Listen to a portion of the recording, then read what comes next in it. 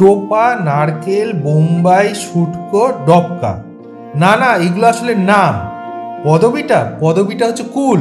প্রেসারে গৃহপ্রবেশ ঘটিয়ে দুটো চেরা কাঁচা লঙ্কা, সামান্য নুন এবং সামান্য হলুদ, 1 কাপ জল দিয়ে দরজা বন্ধ করে দিন। এদিক ওদিক না তাকিয়ে সোজা প্রেসারে 3টে সিটি। 5 ফোড়ন, ধনে, গোলমরিচ, তেজপাতা, শুকনো লঙ্কা একসঙ্গে কড়াইতে দিয়ে উথাল পাথাল করে ভেজে নিতে হবে। ভেজে নিয়ে তারপরে গুঁড়ো করে নিন। কড়াইতে তেল গরম করে সামান্য হিং, সঙ্গে গোটা জিরে। ফোড়ন যখন ভালো করে ভাজা হয়ে যাবে তখন আমরা দিয়ে দেব সেই প্রেসারে সেদ্ধ করা কুলটা। কুল যখন কড়াইতে ব্যাকুল হয়ে উঠবে তখন দিয়ে দিতে হবে স্বাদ মতো নুন আর সামান্য পরিমাণে গুঁড়ো লঙ্কা।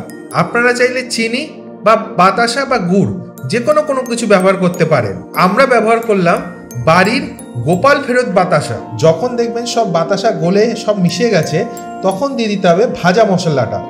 এবার ব্যাস, আর 1-2 মিনিট ফুটান, তারপরে নামিয়ে নিন। নামিয়ে ঠান্ডা করে খান আর কুলের বংশ বিস্তার করে যান।